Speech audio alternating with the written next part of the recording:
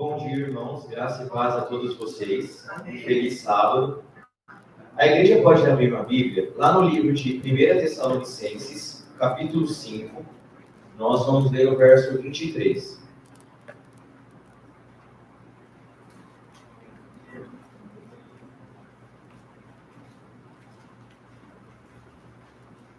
Mas antes da gente começar a nossa ministração, nós iremos fazer uma oração para a gente começar, tá? Então, se você quiser se ajoelhar.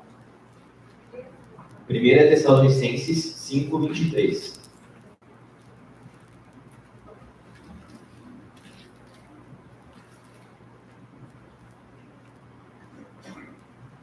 Deus e Pai, eu te agradeço por mais esse dia, te agradeço pelo sábado e que nós ainda temos a oportunidade de estarmos reunidos aqui na tua casa. Eu venho te pedir que o Senhor faça a tua obra na excelência aqui, que o Senhor possa estar nos usando, tire todas as palavras enganosas da minha boca, Deus, que o Senhor possa estar me utilizando da maneira que o Senhor deseja, que o Senhor alcance cada um que está aqui, que o Senhor possa estar ministrando nos corações de cada um que se encontra aqui, Deus, no nome de Jesus, amém. Bom, o título da nossa pregação de hoje é Qual Voz Está Me Guiando?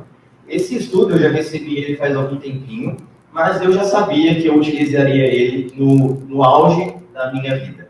Bom, lá em 1 Tessalonicenses, capítulo 5, verso 23, Paulo diz o seguinte: E o mesmo Deus de paz vos santifique em tudo, e todo o vosso espírito e alma e corpo sejam plenamente conservados e irrepreensíveis para a vinda de nosso Senhor Jesus Cristo. Bom, quando esse estudo chegou para mim, esse versículo a gente não consegue aplicar, eu não pensava em aplicar ele da maneira que Deus aplicou através de um vídeo que eu assisti. Só que Paulo aqui, se a gente reparar bem, ele divide o ser humano em 3 aspectos da vida. O primeiro é o corpo, o segundo é a alma e o terceiro é o espírito. E Deus me fez entender, assim como Ele está fazendo, porque eu estou no processo, quais são os perigos e o porquê nós não devemos deixar ser dominados por esses 3 aspectos, mas sim pela vontade, pelo Espírito de Deus. Por que eu falo isso? O que acontece quando a gente é dominado pelo nosso corpo? Quando o nosso corpo fala mais alto? Bom, nossas decisões são baseadas nos nossos estados físicos. Como assim? Vou dar um exemplo muito prático. Se nós estamos sentindo preguiça naquele momento, se nós estamos com o tempo livre, mas ao mesmo tempo estamos com preguiça, e Deus fala, vai ler a Bíblia, o que nós faremos se nós formos dominados por nosso corpo? Nós não vamos ler a Bíblia. Nós seremos dominados por aquilo que estamos sentindo, como preguiça, cansaço, dores. Isso é ser dominado pelo nosso corpo. E se nós formos dominados por nossa alma, o que acontece? Nós seremos dominados por nossas emoções e sentimentos. E é nisso que Deus tem falado muito comigo. Mais pra frente a gente vai entender, eu vou contar para vocês o que eu estou vivendo. Só que se nós formos dominados por nossa alma, seremos dominados pelo medo, pela ansiedade, pela raiva, e assim por diante, porque cada um tem um pecado específico que se deixa dominar.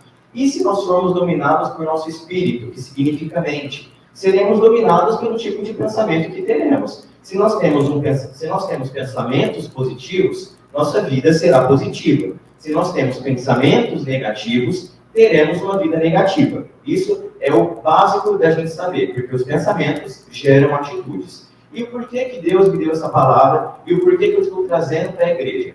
Bom, a maioria de vocês já deve saber que eu não estou mais morando aqui em Barretos, mas eu estou morando em Rio Preto. Bom, para a gente entender como Deus me colocou lá, a gente precisa voltar alguns anos na minha vida. Mudar de escola, já tiveram algumas tentativas na minha vida. A primeira foi de 2015 para 2016, onde aqui mesmo em Barretos, nós tentamos mudar de escola, chegamos até a fazer matrícula, só que Deus fechou as portas, porque não era tempo dele. Então Deus mostrou alguns acontecimentos que tirou a nossa paz daquela escola, e assim, não era tempo dele, não mudei de escola. Prossegui ali no colégio onde eu estava, até 2019, onde foi a segunda tentativa. E, novamente, Deus fechou as portas, porque não era o tempo dele. E aquilo eu já comecei a nutrir dentro de mim a vontade de mudar de escola. Já era algo que eu queria faz tempo. Só que Deus simplesmente falava, agora não é o tempo. E assim eu continuei. Bom, veio pandemia, a gente ficou online, eu continuei na mesma escola. E o ano passado surgiu a oportunidade de eu não somente mudar de escola, mas mudar de cidade também. E assim, logo de primeiro, já quis passar por esse processo. E nós estávamos entre duas cidades onde eu poderia ir. A primeira era Ribeirão, a segunda era Rio Preto. Só que meu pai falou, não, vamos fazer uma visita em Rio Preto para a gente conhecer como é que é a escola. E logo quando a gente entrou lá dentro e começou a conhecer, Deus já nos deu uma paz que excede todo entendimento. Ele foi abrindo as portas de onde nós achávamos que não poderiam surgir. Porque nós entramos lá dentro e eles falaram, olha, aqui tem aula no sábado. Bom, naquele momento eu já dei uma desanimada. Só que aí, duas funcionárias até agora que eu conheci guardam no sábado também.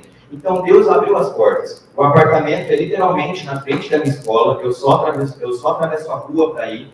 E quando a gente foi alugar, a imobiliária falou, olha, o contrato mínimo é de 3 anos. Só que não tem como a gente fechar esse contrato, não sabendo o que vai acontecer mais para frente. A gente está vivendo um período de incertezas.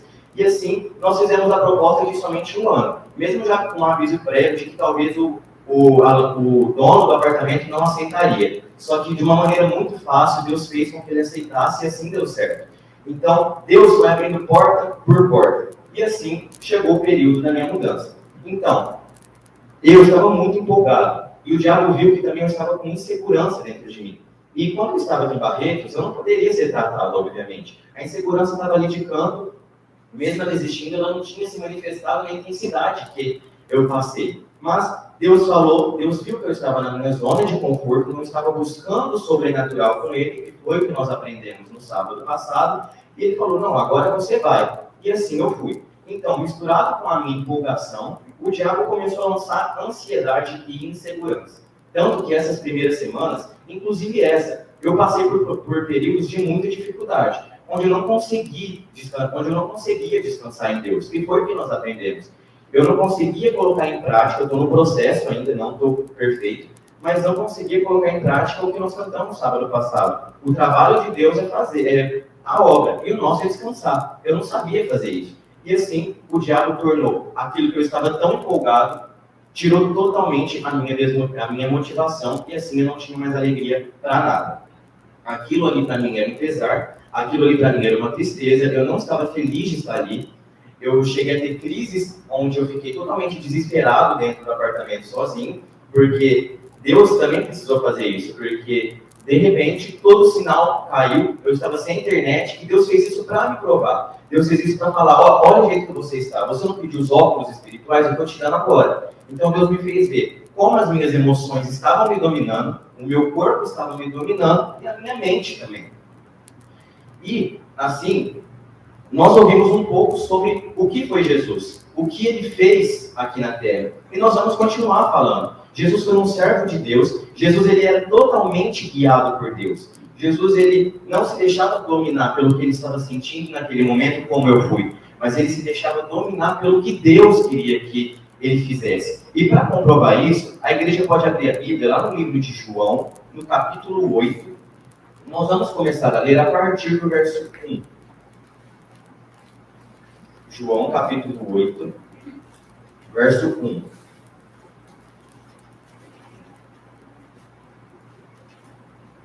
Essa passagem aqui é uma passagem muito interessante, porque a gente consegue comprovar realmente que Jesus ele estava dominado pelo Espírito de Deus, ele estava dominado pelo poder de Deus. Aqui, conta o episódio da mulher adúltera, tá?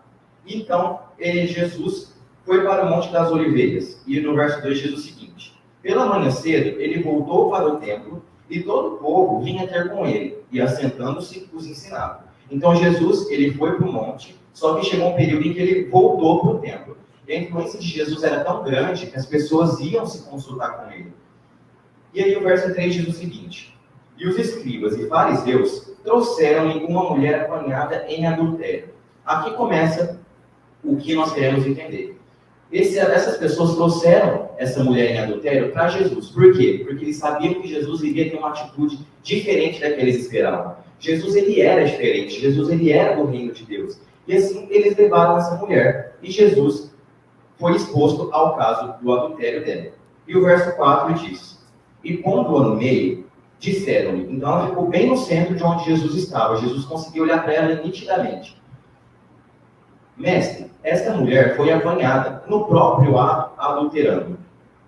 E na lei nos mandou Moisés que as tais sejam apedrejadas. Então essas pessoas começaram a falar, Jesus, essa foi pega em adultério, nós vimos ela no ato. Então, a lei de Moisés fala que ela tem que ser apedrejada, assim como todas as outras que praticam isso. E o que o Senhor vai fazer? Tu, pois, que dizes? E aqui é o ponto-chave. Jesus, ele não respondeu de imediato. Jesus, ele parou, analisou, que é o título do nosso estudo, a bênção de parar e analisar. Ele não respondeu logo de primeira. Por quê? Isso diziam eles, tentando para que tivessem de que o acusar. Então, a bênção de parar e analisar nos poupa de sermos pegos, assim como Daniel, que tentaram pegar ele em erro, mas a bênção de parar e analisar nos priva disso. Nós não corremos o risco de errar, porque nós estaremos buscando a vontade de Deus constantemente. E assim, essas pessoas armaram toda essa situação, né, levaram ela para Jesus, para que Jesus fosse pego, errando no caso, né?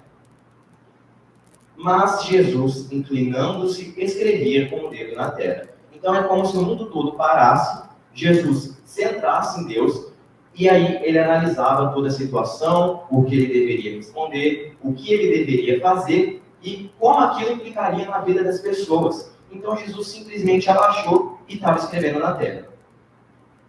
E como insistissem, perguntando-lhe, endireitou-se e disse-lhes. Então as pessoas continuaram insistindo. Jesus ele não respondeu de primeira e as pessoas continuaram insistindo para que ele respondesse. E Jesus disse o seguinte: aquele que dentre vós está sem pecado, seja o primeiro que atire pedra contra ela. Então, o que as pessoas que fossem dominadas pela mente, pela alma e pelo corpo fariam? Não, está na lei, vamos matar ela. É o que ela merece e é o que ela vai receber. Só que Jesus ele buscou a orientação de Deus. Jesus ele buscou o que ele deveria fazer. E assim ele levou o amor e o perdão àquela mulher. Nós ouvimos falar que nós devemos ser pessoas amáveis. Jesus levou esse amor para as pessoas, porque ele buscou a vontade do Pai. Ele não se deixou ser dominado pelas vontades. Quando ele ora, Pai, faça a tua vontade, se possível, passe de mim esse cálice, mas não seja feito o que eu quero, mas o que tu queres. Ele expôs a vontade dele. Deus, eu não queria passar por isso, mas eu não vou deixar ser dominado pelo que eu quero. Eu vou me deixar ser dominado pelo que o Senhor quer. E aí o verso 10 diz o seguinte: e, endireitando-se Jesus, e não vendo ninguém mais, então aqui a gente pula para uma outra etapa. Todas as pessoas que estavam acusando aquela mulher desapareceram, porque Jesus viu que não tinha mais ninguém, e só estava a mulher ali dentro. E endireitando-se Jesus e não vendo ninguém mais do que a mulher, disse-lhe: mulher, onde estão aqueles teus acusadores? Ninguém te condenou? E ela disse: ninguém, Senhor. E disse-lhe Jesus: nem eu também te condeno. Vai-te e não peques mais. Bom, eu falo por mim. Se fosse eu numa situação onde eu fosse exposto a algum caso, eu fosse dominado pelos meus sentimentos, com certeza eu explodiria ali. Como a Simone compartilhou, muitas vezes ela quis ganhar uma discussão. Isso é algo que eu quero, que ainda está dentro de mim, que Deus precisa me tratar, que ainda é muito forte. Porque o que nós fazemos? Nós queremos ganhar uma discussão, nós queremos condenar aquela pessoa, e assim a gente quer sair como o melhor da história. Nem Jesus fez isso. Jesus falou: eu também não vou te condenar. Pode ir embora, você pecou e não peques mais. E assim Jesus demonstrou o que é ser dominado pelo Espírito de Deus, pelo poder de Deus. E aí, em contraste, a gente tem um homem que foi totalmente dominado por suas emoções, pelo seu corpo e pela sua mente. Apesar de ele ter vivido uma vida de fidelidade, ele vacilou no período em que ele não poderia ter vacilado. Nós vamos abrir agora lá no livro de Números, no capítulo 20. Números, capítulo 20.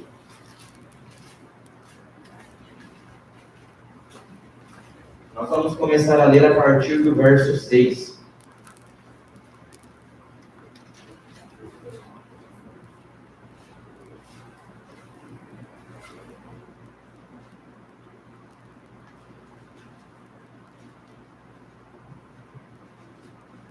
Bom, para contextualizar, para a gente conseguir avançar um pouco mais, aqui está falando de quando o povo de Israel foi para o deserto de Zim, e ali não tinha água o suficiente para abastecer todo o acampamento.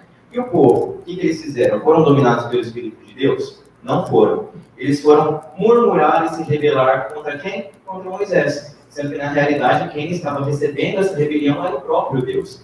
E ali, Moisés, nós vamos ler mais para frente, que Moisés, ele explode com o povo ali. Por quê? A própria Ellen White diz que o Arão e Moisés já estavam idosos, eles já estavam avançados em idade. Então aí a gente já pode encaixar o corpo, o estado físico. E aí, por eles estarem avançados em idade e aguentarem tanto tempo de rebelião do povo, eles ficaram com raiva, entra a alma. E aí, os pensamentos deles foram direcionados àquilo que eles estavam sentindo, o espírito. Então, as 3 áreas comandaram a vida de Moisés nesse episódio. Então, depois que o povo de Israel foi se rebelar contra ele, Moisés e Arão foram diante da congregação, à porta da tenda da congregação, e se lançaram sobre o seu rosto, e a glória do Senhor lhes apareceu. Repare que aqui, Moisés e Arão, primeiramente, eles buscam a vontade de Deus. Mas a gente vai acompanhando porque isso é algo importante que nós também precisamos prestar atenção. Eles buscam a vontade de Deus, e aí a glória do Senhor apareceu a eles. Verso 7. E o Senhor falou a Moisés, dizendo: toma a vara e ajunta a congregação, tu e Arão, o teu irmão, e falai a rocha perante os teus olhos, os seus olhos, e dará a sua água. Então a ordem do Senhor foi bem clara. Moisés deveria ir falar com a rocha, e assim a rocha daria a água. Não tinha segredo. Só que o fato é que Moisés ele se deixou dominar pelas emoções, e o diabo conseguiu roubar a semente, que é o que eu sei. Porque Moisés, apesar de ele buscar a vontade de Deus, assim como nós fazemos, Deus, o que nós temos que fazer? Deus fala, olha, você tem que fazer isso. Mas o diabo vem e rouba aquela semente. Moisés se deixou também acontecer isso. Moisés, ele recebeu a instrução, olha, Moisés vai lá e fala com a rocha. E assim, a rocha vai dar água para vocês. Então Moisés tomou a vara diante do Senhor, como lhe tinha ordenado. E Moisés e Arão reuniram a congregação diante da rocha. E Moisés disse-lhes: ouvi agora, rebeldes. Bom, a partir dessa frase, ouvi agora, rebeldes, a gente já sabe que Moisés foi totalmente dominado pela alma dele, pelos sentimentos dele. Continuando. Porventura, tiraremos água desta rocha para vós? Então, Moisés levantou a sua mão e feriu a rocha 2 vezes com a sua vara. E saíram muitas águas, e bebeu a congregação e seus animais. Então, Moisés, ele usa os seus sentimentos para falar com o povo. Então, olha aqui, rebeldes. Será que a gente vai ter que tirar água da rocha para vocês beberem? E aí a Marte fala que isso aqui ele trouxe a glória para ele mesmo. Como se ele fosse tirar a água da rocha. Como se ele tivesse aquele poder para fazer jorrar um manancial ali. Só que Deus, ele vê aquilo e ele priva o povo de tomar água da rocha? Não priva. Mesmo assim, Deus dá água da rocha. Só que o fato é que o Senhor disse a Moisés no verso 12: porquanto, Moisés e Arão, porquanto não me crestes a mim, para me santificar diante dos filhos de Israel. Por isso, não metereis esta congregação na terra que lhes tenho dado. Estas são as águas de Meribá, porque os filhos de Israel contenderam contra o Senhor, e o Senhor se santificou neles. Bom, por que aqui Moisés simplesmente não foi perdoado, vida que segue? Porque nós sabemos que Moisés não entra na terra prometida, né? Aqui a própria palavra fala, não vão entrar com o povo na terra prometida. Por que Deus fez isso? Por que Deus não perdoou Moisés? E no Ministério do Jovem Sábado, a gente leu exatamente essa passagem, que diz o seguinte: os 2 irmãos eram já idosos, havia muito tempo suportavam a rebelião de Israel. Então Moisés perdeu a paciência. Escutem, rebeldes, será que teremos que tirar água desta rocha para lhes dar? Deus perdoou o povo por transgressões maiores. Então o povo tentou a Deus no deserto e Deus perdoou. Por que Deus não poderia perdoar Moisés? Mas não poderia proceder da mesma forma com o pecado dos líderes e dos liderados. Moisés tinha sido honrado por ele acima de qualquer outra pessoa na terra. Lembrando que aqui a gente está no começo da Bíblia. Moisés ele foi honrado muito pelo Senhor. Moisés ele presenciou a glória do Senhor passando por ele. Moisés ele foi escolhido líder para salvar milhões de pessoas da escravidão. Deus olhou para aquilo e ele não poderia passar impune. Porque quanto mais luz é dada, mais luz é cobrada. Moisés não poderia ficar dormindo ali, simplesmente, eu pequei, vou continuar minha vida, porque o povo veria isso. Aí a gente fala que o povo viu a oportunidade para questionar se Moisés, a conduta de passado do Moisés, havia sido dirigida por Deus. Então, se Deus não se Deus não punisse Moisés, o povo veria, olha, Moisés desobedeceu, Moisés perdeu a paciência e Deus não fez nada. Nós também podemos fazer isso. Então Deus falou a punição dele, vocês não entrarão na terra. O fato de ter sido abençoado com tão grande luz e conhecimento tornava o seu pecado ainda mais grave. Isso, irmãos, não é só para Moisés. Nós temos muito conhecimento e muita luz. Um pecado sequer se torna muito mais grave perante o Senhor pelo tamanho da luz que nós temos. Então, a própria Ellen White também fala que os anos de fidelidade do passado não justificam o erro do presente. Então, Deus vai olhar o presente. Você pecou, os anos de passado de Moisés, de fidelidade, não contaram, mas não fizeram com que ele não recebesse a punição. Deus precisava punir Moisés e Arão.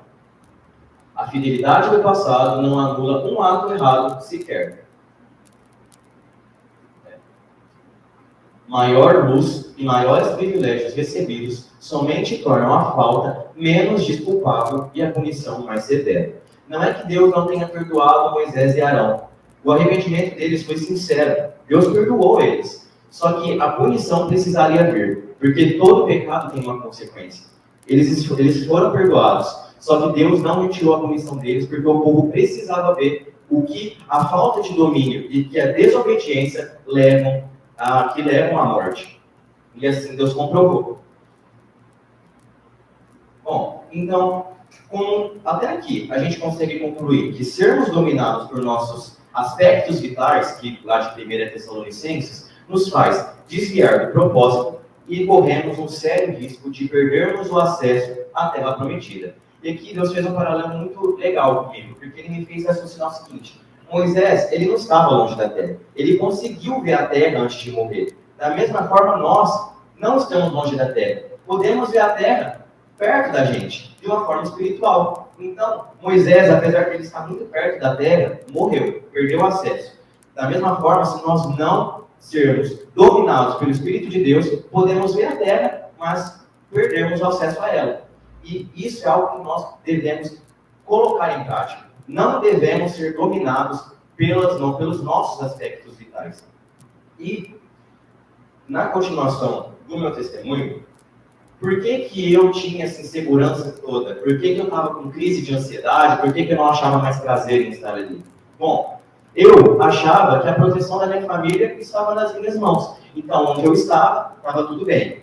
Se eu deixasse de estar ali, bom, alguma coisa poderia acontecer. E aí, eu conversei com a pastora e Deus me fez enxergar qual era o plano do diabo contra a minha vida. O plano do diabo era me destruir. Não era destruir as pessoas que estavam ao meu redor, mas o plano do diabo era tirar o meu propósito. Por quê? Ele lançava pensamentos negativos, eu via toda a situação através das lentes do pensamento negativo e aceitava a tristeza diabólica pela minha vida. E aquilo fazia com que eu me desviasse, com que eu perdesse a bênção que o Senhor estava me dando. E eu comecei a ler um livro muito bom da Joyce Meyer, que é Pensamentos Poderosos. Porque o pensamento, principalmente nos tempos em que estamos vivendo, geram atitudes e as atitudes determinam o nosso futuro. Então, no fim dos tempos, sabemos que iremos sofrer perseguições. Se não estivermos tratados para sermos dominados pelo Espírito de Deus, se alguma pessoa vier e falar, olha, ou você nega Jesus ou você morre, a gente acha que a gente vai conseguir morrer em favor de Jesus ou a gente acha que vamos negar Jesus do jeito que estamos hoje? Logicamente vamos negar Jesus, não vamos pensar ali 2 vezes. Por isso Deus está nos tratando hoje, por isso Deus me colocou numa outra cidade hoje, para que eu possa suportar o fim dos tempos, para que eu possa suportar a perseguição que virá sobre todos nós aqui. Todos nós sofreremos perseguição pelo nome de Jesus. E será que estamos sendo preparados com isso? E nesse livro, a Joyce, o primeiro capítulo é muito interessante, porque Deus ele colocou o capítulo no período que eu estava vivendo. O primeiro capítulo fala sobre pensamentos negativos, sobre os pensamentos que geram negatividade na vida. E, em alguns períodos, ela diz o seguinte: é vital que você entenda que você pode escolher sua própria maneira de pensar. Você pode escolher quem vai te dominar. Você pode escolher se você vai ser dominado pelos aspectos vitais ou pelo Senhor. À medida que você aprender a pensar como Deus pensa, isso permitirá que Deus seja o seu parceiro na realização de tudo aquilo que você precisa realizar. Se você deixar ser dominado pelo Senhor, você vai conseguir realizar aquilo que você precisa. Se aprendi alguma coisa sobre superar as tempestades da vida, foi que elas não duram para sempre. As provações que passamos hoje não duram para sempre. E que, se possível, não devo tomar decisões importantes quando estou no meio delas. A bênção de parar e analisar que observamos em Jesus, ela está descrevendo agora. Então, não devemos tomar decisões quando estivermos em turbulência, em provas, mas devemos buscar a vontade de Deus para nos dirigir naquela decisão. Assim como a decisão errada de um piloto pode fazer o avião se desviar do destino, pretendido, ou até fazer uma perigosa aterrissagem de emergência, uma decisão errada pode desviar ou retardar você de atingir o seu destino. Reparem que aqui ela colocou duas possibilidades. Se a gente toma uma decisão errada, nós podemos muito bem demorar para chegar no nosso destino ou nos desviar totalmente dele sem volta. E assim Moisés fez. Moisés ele se desviou do destino da Terra Prometida quando ele bateu na rocha. Teve volta para ele? Ele conseguiu entrar na Terra Prometida? Não conseguiu. E assim é conosco. Decida-se hoje a agir com base na sabedoria e não a reagir emocionalmente ou movido pelo pânico ou pelo medo. E nessa hora aqui, Deus falou, isso aqui é para você. Isso aqui Deus colocou para mim. Porque eu estava sendo movido pelo pânico e pelo medo. Eu estava sendo movido pelo que eu estava sentindo naquele momento e aquilo estava fazendo com que eu me desviasse do propósito, eu quase estava me desviando do propósito. Assim como os pilotos de aviões precisam manter contato com as torres de controle de tráfego aéreo, você e eu precisamos ficar em contato com Deus. Então, o que nós aprendemos sábado passado? É para a gente ficar sem oração? É para a gente ficar sem jejum? Não é. O piloto, quando ele está dirigindo o avião, ele precisa manter contato com a terra. Por quê?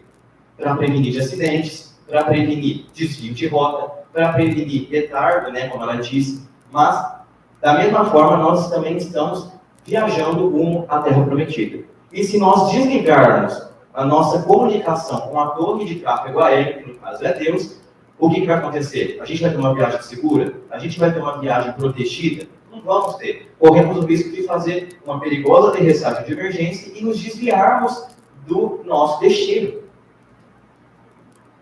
Precisamos fazer da comunicação com Ele uma prioridade no nosso roteiro diário. Então, uma semana se passou da palavra de sábado. Colocamos em prática o que aprendemos? Colocamos o jejum em dia? Acordamos para a vida do jeito que temos que acordar? E continuando, ela diz o seguinte: tente criar o hábito de olhar o todo, em vez de se concentrar numa coisa que pode estar chateando ou prejudicando você. E é o que eu falei para os irmãos. Eu estava me prejudicando porque eu estava usando as lentes dos pensamentos negativos e não dos pensamentos que Deus queria que eu tivesse. Eu não estava usando as lentes de Deus. E aquela situação, que é uma bênção, que Deus estava realizando um sonho meu, o diabo tirou a alegria. Então, eu não estava vendo o que Deus queria. Aquela situação se tornou uma tempestade, o que era para não ser, e assim eu quase me desviei do propósito e ainda estou no processo de melhorar a cada dia mais. Claro que tem dias que eu piso na bola, claro que tem dias que eu ainda sou pego pela ansiedade, pelo medo ou pelo pânico, só que a cada dia eu tento melhorar. Já tive vitórias e também já tive derrotas, mas essa palavra Deus me deu para que eu pudesse ver o que Ele estava fazendo comigo naquele momento. E assim, pensar excessivamente nos problemas que encontramos só faz com que eles pareçam maiores do que realmente são. E era o que estava acontecendo comigo. Eu estava num lugar, numa escola que eu queria ir, eu estava numa cidade que eu queria ir, e Deus tirou, o diabo tirou toda a minha alegria, porque é o famoso tempestade do copo d'água, né? Toda situação boa, mas um probleminha sequer já acabou com aquilo. E assim, Deus me fez enxergar como eu estava espiritualmente. Porque se eu ficasse aqui em Barreiros, eu não ia conseguir enxergar totalmente. Eu estava acomodado. Quando a pessoa está acomodada, ela não consegue ver a sujeira que está nela. Quando a pessoa está acomodada, Deus não consegue tratar ela. E aí Deus olhou para mim e falou: agora eu vou te dar os óculos espirituais que você tanto queria. E assim Ele me mostrou como eu estava espiritualmente. E nós ouvimos falar sobre ser igual a Jesus. Quero ser como foi Jesus. E no dia 21 dessa semana, eu li um versículo que diz exatamente isso. A igreja pode abrir a Bíblia, lá no livro de Filipenses, no capítulo 2, perdão, nós vamos ler no verso 5. Filipenses, capítulo 2, verso 5.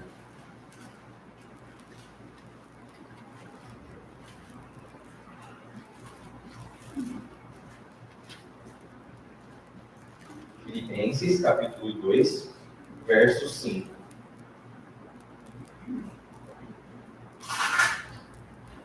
Diz o seguinte: de sorte que haja em vós o mesmo sentimento, a mesma atitude que houve também em Cristo Jesus.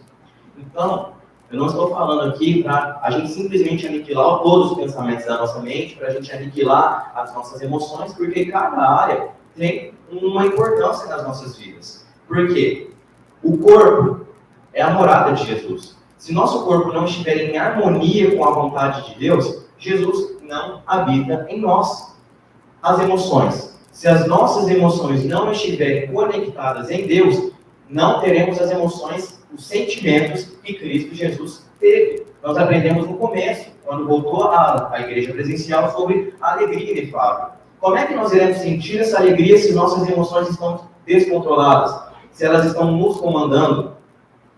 E o Espírito, os pensamentos. Deus pode falar conosco através da nossa mente. Se nós não nos mantermos atentos aos pensamentos que estão vindo em nossas mentes, não discerniremos, tomaremos decisões erradas, nos desviaremos do propósito e nos desviaremos do destino final. Eu creio que não é isso que a igreja quer. Então, devemos sim ter as mesmas atitudes, sentimentos, estados físicos que houveram em Cristo Jesus. Agora, pula lá para o verso 8. E achado na forma de homem, humilhou-se a si mesmo. Então, ele não quis ficar no céu. Ele quis descer para salvar a mim e a você. Sendo obediente, sendo dominado por Deus até a morte e morte de cruz. Então, ontem no culto do pôr do sol, a gente leu que a morte de cruz no passado era a punição para os piores criminosos. Jesus, ele resolveu deixar o céu de glória, onde ele tinha tudo, para ser dominado pelo Espírito de Deus e morrer a pior morte que tinha na época, por mim e por você. Da mesma forma, nós devemos assumir nossa responsabilidade, sermos dominados pelo Espírito de Deus e levar a palavra ao mundo, levar o amor de Jesus ao mundo, pedir perdão pelas pessoas que estão cometendo pecado, colocar na brecha pelos irmãos. Hoje, esse mês, nós estamos passando pelo período onde o povo comemora o Carnaval, e aqui em Barretos vai ter o Carnaval, onde cantores famosos vão vir, vai ter a maior, como se fosse uma festa do peão, só que no Carnaval, e nós devemos pedir perdão pelas pessoas que estão lá. Devemos levar o amor das pessoas, o amor de Jesus para as pessoas. Como que a gente leva o amor de Jesus para as pessoas? Orando, pedindo perdão para elas, como nós fazíamos na vigília da festa do peão. E Deus espera que nós acordemos do nosso sono e deixemos que nós sejamos dominados por Ele. Não é mais tempo de sermos dominados por nossas vidas, pelo que nós queremos, pelo nosso eu. Mas é tempo de nos prontificarmos a sermos usados, definidos e guiados pelo Senhor. E a música que nós vamos cantar agora diz o seguinte: toma a minha vida, toma toda a minha mente, toma toda a minha alma. E eu acrescento: Deus, toma todo o nosso corpo. Porque nós vivemos somente para o Senhor. E todo o nosso ser, toda a nossa respiração, que é o sistema que, algo básico que nós às vezes deixamos de lado, tem que ser para a glória de Deus. Tem que ser dominado por Deus. Porque estão vindo tempos difíceis, estão vindo tempos em que vão exigir de nós total confiança de Deus e total controle de Deus sobre as nossas vidas. E hoje é o tempo que Deus quer tratar a mim e a você, assim como Ele já começou a tratar alguns entre nós. Amém? Então, que Deus abençoe, vamos adorar o Senhor e faça dessa música uma profissão de fé e uma oração nessa manhã.